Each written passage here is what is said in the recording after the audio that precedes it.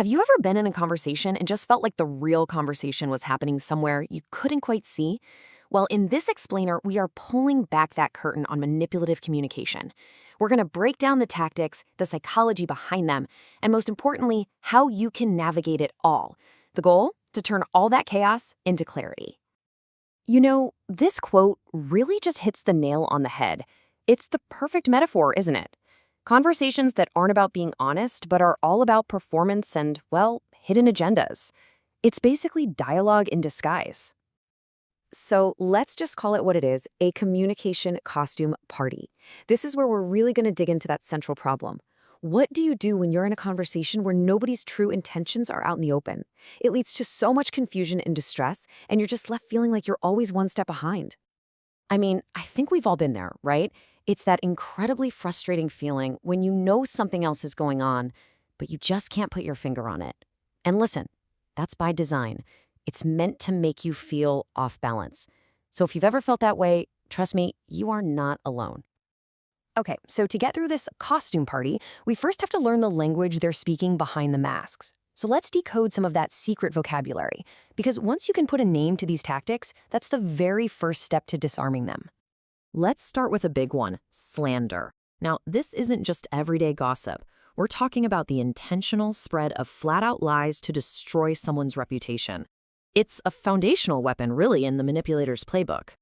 And then you have triangulation.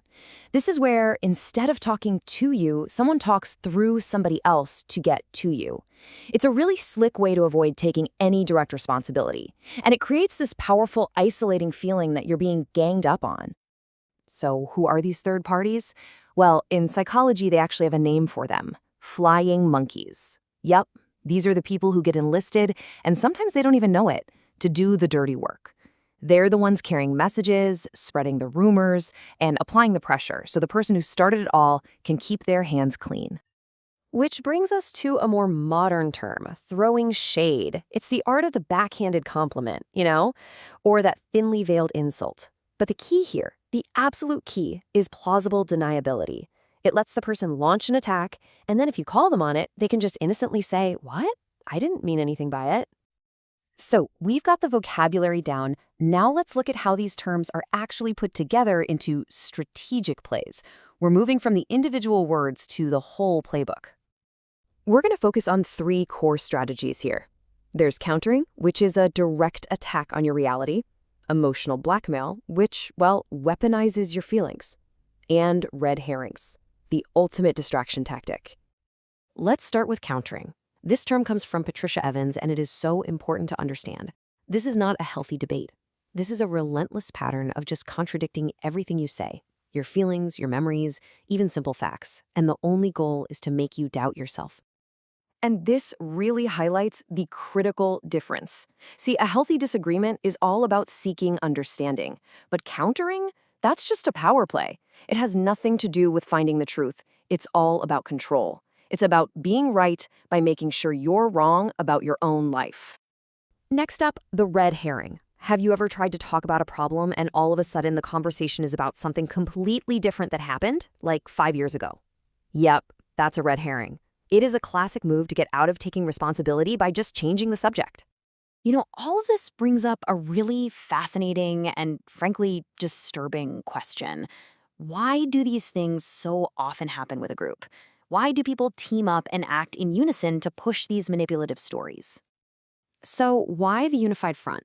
Well, it's a mix of some really powerful social forces. You've got groupthink, where people just conform to fit in. There's often fear of the person who started it, or maybe a misguided sense of loyalty. Sometimes it's just a raw grab for power and control, because, there's strength in numbers. And a lot of the time, it's about creating a shared narrative, often by projecting the group's own issues onto one single person. This simple phrase really gets to the heart of it. These group dynamics are often fueled by a shared, unspoken feeling of shame or insecurity. People find comfort with others who are on the same emotional frequency. It's a profound insight into what's really going on underneath it all. Okay, we've dissected the problem, we've learned the language, we've looked at the psychology. Now let's get to the most important part, the countermove. How do you defend yourself against this confusing and, let's be honest, painful behavior? So what do? What's the move when you find yourself at this crazy communication costume party, surrounded by all these masks and misdirection? The answer isn't to try and play their game. The answer is to change the game completely. The core strategy is this. You have to refuse to live in that world of suspicion and assumptions that they create. That world is chaotic. It's emotional. Instead, you anchor yourself firmly in the world of reason and facts. One is like a thick fog, the other is solid ground. And here it is. Here is your mental model. When you get that little ping of suspicion, don't just let it sit there and grow. Test it with reason. Ask yourself, what is the actual objective evidence here? And then your final step is to confirm with things that are verifiable facts. This 3-step process, that's your path out of the fog. This quote is such a powerful summary. Because at the end of the day, these behaviors say way more about the people doing them than they do about their target.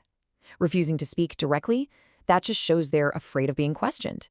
And the people who eagerly jump on board, well, they're showing you what they value, and it's not the truth. So the most important thing to remember is this.